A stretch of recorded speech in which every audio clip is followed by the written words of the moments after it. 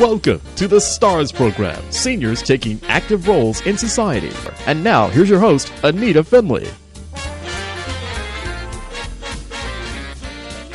Gives me great pleasure to bring Lloyd on again. Last time we spoke to her, I guess it was last week or so, and I just felt that people ought to know more about her. She wrote a few books, but this one that we're really featuring is Gizmo The Lonely Robucket. And it's really a children's story, but on the other hand, grandparents and parents will love reading it to their children, or the children will love reading it to their grandparents because it's just like a Disney show. So welcome to the show yourself, Ann. Thank you. Well, I once heard a psychiatrist say that certain things bring out the children in an adult, or the child in the adult. So I really think maybe that's what Gizmo does. I think it does, too, because there's such value in it for a lot of people. But I think it's still remarkable as I go through your book again, and I told you this before, the illustrations are almost like Dr. Seuss. You remember Dr. Seuss, that wonderful... Oh, absolutely. My goodness. And even though they're not as wild as his, they're very... they're ethereal. They're more like a Disney than real pictures, or someone who illustrates that's like black and white kind of thing. But this is so cute. Here, the little Petey is walking around with Robucket. It is so adorable. Well, I had quite a background of art. My father was an art collector. He was a college professor, and he was not a wealthy man, but he came into a small amount when his father died. And believe it or not, in the 40s, that's when you would get in early on art. You could buy a small Salvador Dali. Believe it or not, people thought that they were not, you couldn't get them, but you could buy one for like $1,000. But $1,000 in those days, you have to multiply it by 10. That's really the buying power of $1,000 in the 40s was 10 times. So that was 10,000. But my father just loved art so much, so he got in on the ground floor of several Salvador Dalis. So I was very influenced by this and many other artists that he collected, which in the end turned out to be very famous. Right. Well, you did a good job. And I was just looking at this one particular picture on page 7. Well, it's actually 6. And so many people could go into their garage, and if they had the creative ability that you gave Petey and Gizmo, a Gizmo would come up, because it was so simple. But, to have arms and legs of just little pieces of, spoons and forks and things. It was, and I would hope that maybe after a child is read or reads this, goes into maybe a garage and says, well, I can make something like this. Right. Well, maybe we could get a toy company to actually supply the parts like model airplanes. Right. And they could at least assemble it, because parents, you see, don't have the time to spend with children like they used to. That's true. They don't. But in the islands there, you had your own entertainment. He and all the kids, they'd go out and they'd go crabbing after a rain. They had burlap knapsacks and tongs, and they'd catch these crabs, and then the next day we'd cook them. And I mean, there were all these marvelous things that they did after a Christmas holiday. Then we had a big kite contest on the island, and they just put sticks together. And what was the contest? What? What was the contest? Of making kites. Oh, they had to make the kite and then fly it. You made your own kites from your Christmas wrappings. Oh my and then tied a strip of cloth or torn sheet to make a tail. Yeah. I mean, this was no man's land. Trust me. Yep. And you know what? My children still tell me it was such a wonderful way to grow up. They still talk about it. And I have 2 girls that grew up there, too. Well, when you think of it, maybe it is a better way to go, because they can't sit in front of television, or they shouldn't. They have the birds to look at, and if you go to the ocean even now and you bring children, they can bring bread and they feed the gulls, and It's a wonderful time. Yeah, if you can stop them from texting. Yeah. Well, I'm talking about young children who aren't supposed to have that now. Right. But you see, my illustrator and I became very, very good friends. And by phone, she's in Dallas.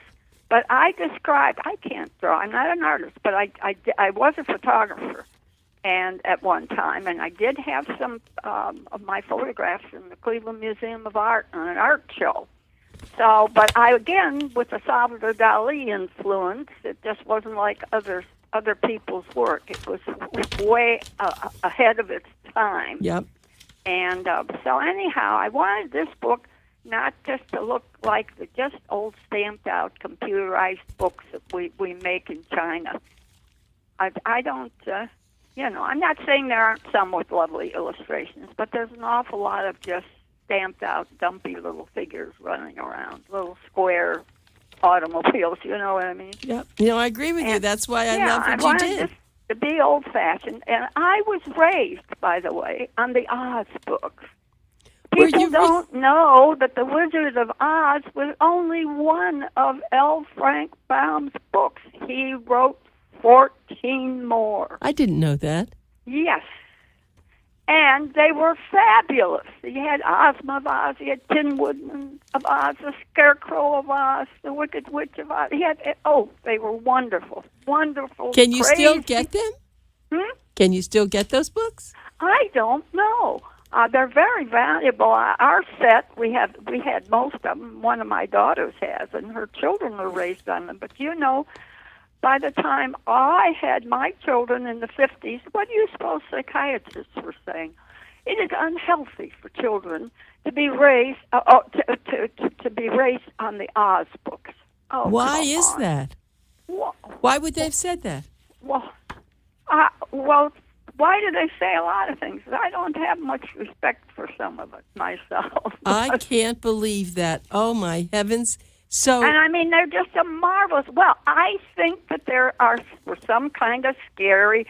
Maybe somebody was scared of Mombi, the Wicked Witch, when she used to take her can of powder that looked like a big old-fashioned salt tin and shake it on something and bring it to life. I don't know. But we sure have. Look what they look at on television. My gosh.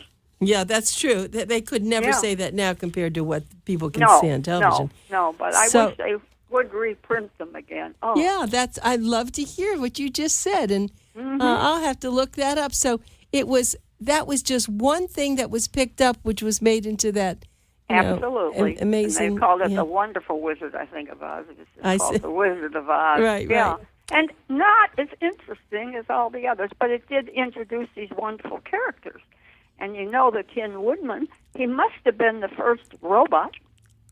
He was all metal. Right. He wasn't a roebuck. He wasn't a roebucket like Gizmo because he was it was made a little bit better. Yeah, right. But it's just great. Now, there's more to this book than just having wonderful pictures and making a roebucket. Yes. Why don't you, in your mind when you were writing this, what did you really want the children to get from it besides enjoying it? Well, as I said, I think on the other radio program, I sat down and I prayed, and I asked for help because I wanted this to be a super wonderful children's book, and and I'm 85. I didn't know there'd ever be another one. And when I sat down, I had another writer tell me, because I said I was kind of frightened because I just started to write. I knew that I was going to have this roebucket because my son Pete, for the first time, when he was 5 years old, when he was in Miami with his father, they flew in. We had our own plane. And they flew in, and he saw a real television set. And he came home, and he was screaming on such excitement, "Mommy, Mommy," that's the first page of the book. I saw on TV, I saw a real roebucket. He always had these malapropisms. This was one of them.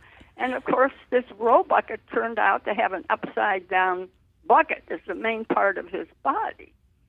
And now where were we going with that? No, but because I was asking you what you wanted to... Yeah, well, so I said to myself, I will file this somewhere in my brain, and maybe someday if I ever write a children's book, I'll make a character from this little guy they made.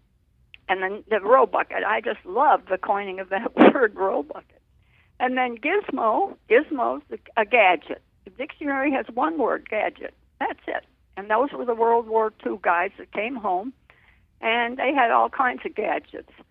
It was a small thing like, I can't find the gadget to open this can. Where's the gadget to open the door? You know, everything was a gadget. I've said that before. There's a gadget. I don't know what to do with it. Yeah. So that I thought the title was good because of that. But what I wanted was a wonderful story.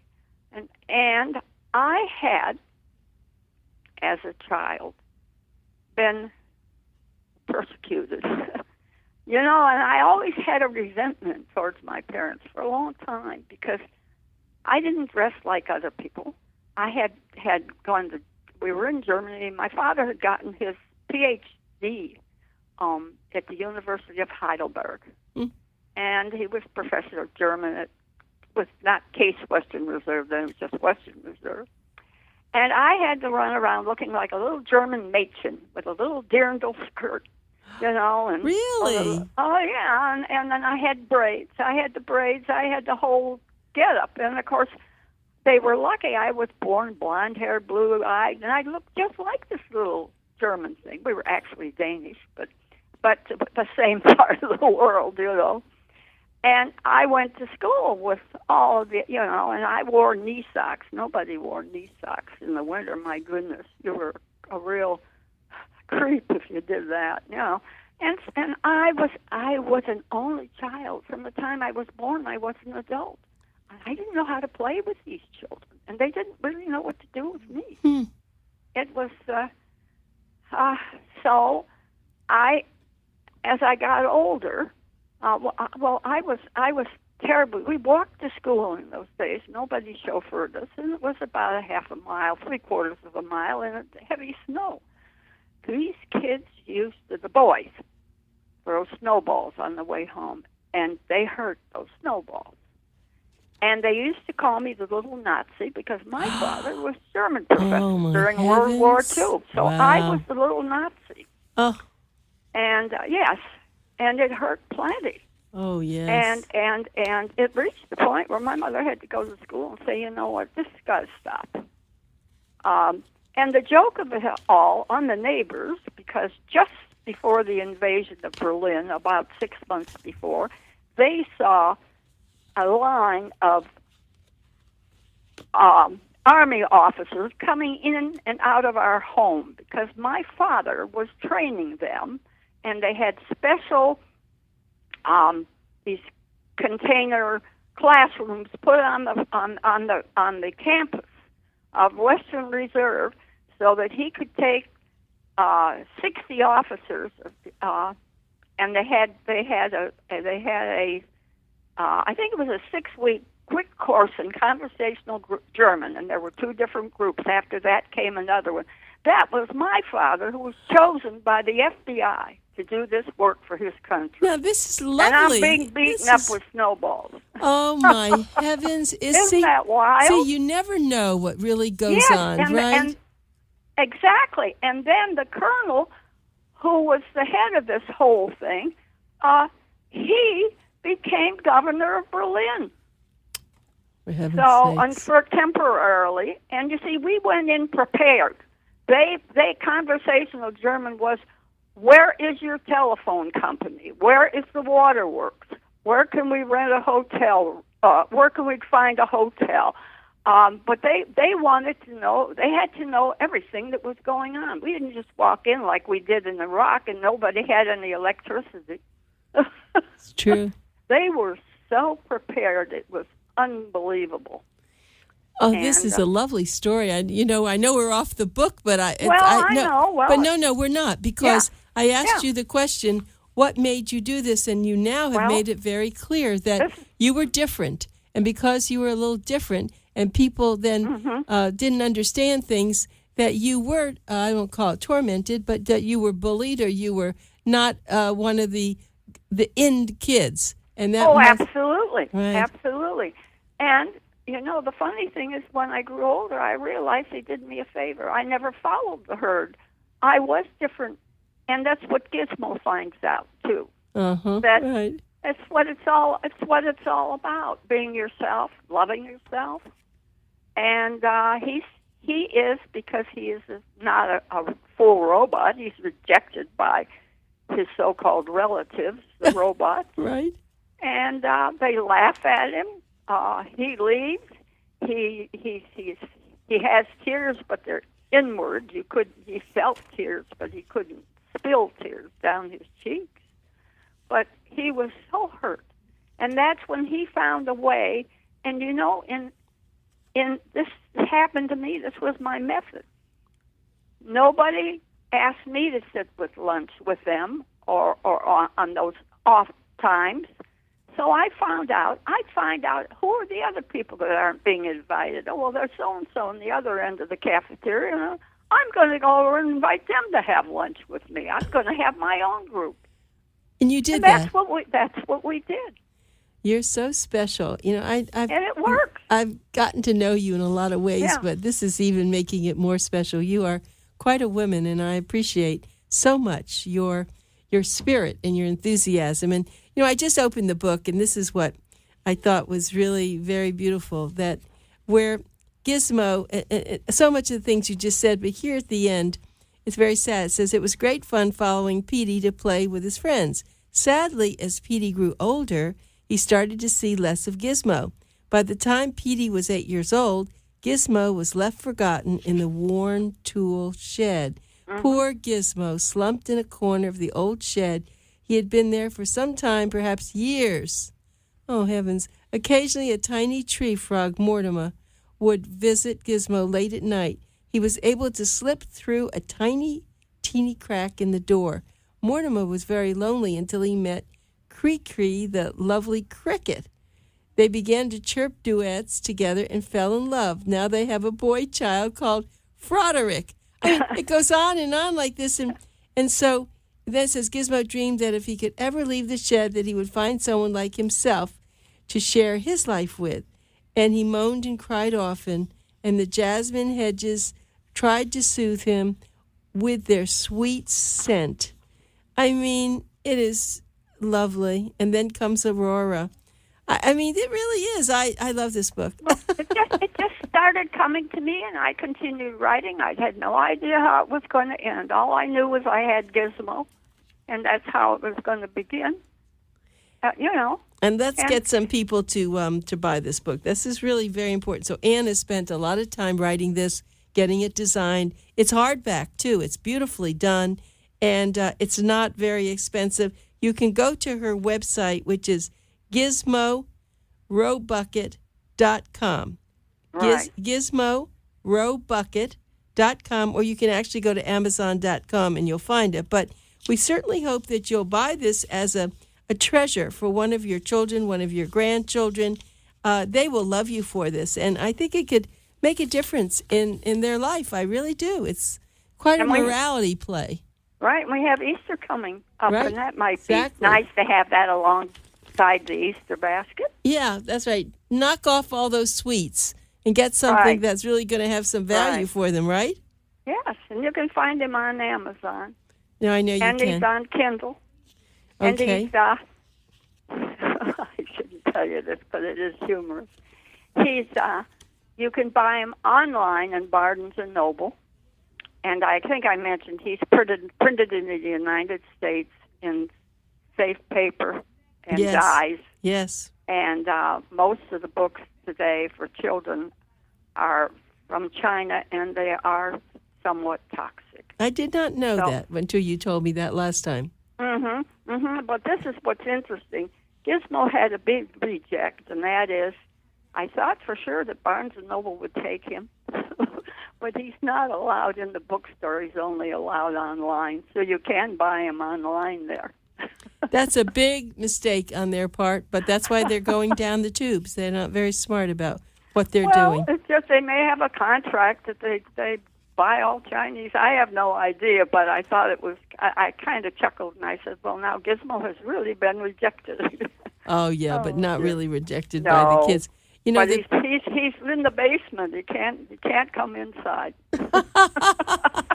Yeah, but he comes inside your heart. It's really lovely. The other thing that is great are the names that you came up with for each one of these little critters that Gizmo meets. Well, kids like funny names, you know. They do. I know they do. Yeah.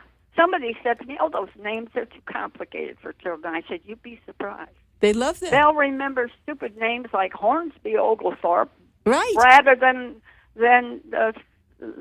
somebody else's name. Dick and Jane. Right. Right. No, they love these strange names, and that's why I love the Twiggy Praying Mantis and Marcia Dragonfly. Well, Marcia, because they're around marshes, you see. So right. Maybe the child doesn't know that. Then the mother has to explain it. But there's a lot of connections with them, how they look or where they live or what, you know? Yep. The names. It's true. No, you were very clever with what you did. So here you're writing a story, but you also gave it some depth, and people can say the names and then laugh and say, "Wow, I remember who that was." And maybe next time they see a frog, they'll realize that maybe there is something to that frog more than just sitting on a rock. And the story itself, though it's not something that's pounded in them that they have to learn, it's a lesson that just comes by naturally with the way Gizmo's lifestyle is and how he looks and so on. And so, therefore, they do learn something when they read this book, don't they? Right. You even had something in about the homeless people because Gizmo wandered alone. He became frightened. He was totally lost. He had to reveal himself to homeless people in rags sitting under a bridge. And he asked them, "Can you direct me to the town?" And they began laughing at the sight of the Robucket, but they were kind enough to point him in the right direction. And so, you know. And if you look at that picture of the side of that alley area in New York, if you look down, there's two little dots. There are two little homeless people down there. Oh, you know, I see that now. I missed that. Yeah. I did miss it. I see it. That's right. It's really important, and they were very helpful to poor little Gizmo. Oh, absolutely. Right. They didn't harm him or anything. Try to, you know. No. And then, of course, it's cute where you get Blaze. He meets Blaze. He's a fire hydrant. You know, who would ever think that a fire hydrant would be a thing? It'd be a gizmo, actually. No, it really. Well, he's a contraption of some form. So. Right, and then they don't use hydrants, the fire hydrants anymore, and I didn't know that. Well, I'm kind of getting a little ahead of myself. In some areas they do, and some they don't. You know. Right, so, right. Right, but he's in an area where he's deserted. The mailbox is deserted. Oh, I know. I saw that mailbox. Poor mailbox. I know it. You know. I know it. That mailbox, and what happened to it? Because it's just in a deserted area. Well, it's at the end of a street where I guess so. I didn't really look around to see. But no, it is true. In her eyes. I wonder. But I think he's just sort of left. We have one. We have several in our area that are not used anymore. Right. They're just left. Right. And he doesn't get fed anymore. You know, but sometimes somebody makes a mistake and throws some waste paper down. Oh. And then he's happy. Oh, yeah, I know. Well, the funny thing is I use those mailboxes. I put a lot of my stuff in those mailboxes, so I'm keeping it happy. Oh, good. It's cute. I am abandoned mailbox and have sat here for over 50 years, lonely and hungry because no one feeds me mail anymore. If I am lucky, an old newspaper or some candy wrappers are stuffed down my throat by mistake. Oh, no. You're cute. You're really cute. Well, it's a great thing. So now, what are you going to work on? You know, you've written another book, of course. Well, I'm thinking about it, and I'm not sure. I'm not sure whether I will or I won't. Oh. But again, it's going to be sort of. I think it'll be more outer space. I think it'll be another planet. Okay. And with a different lifestyle, and maybe an android. Whoa. I think, well, you know, we're this day of androids is True, here. After all, true. we're putting in artificial knees and Right. artificial hearts, and that's what an android is. That's right. Oh, I think So- that's a good idea. Yeah, You should so do I that, think I Ann. think we'll have an android, and I think he has a problem.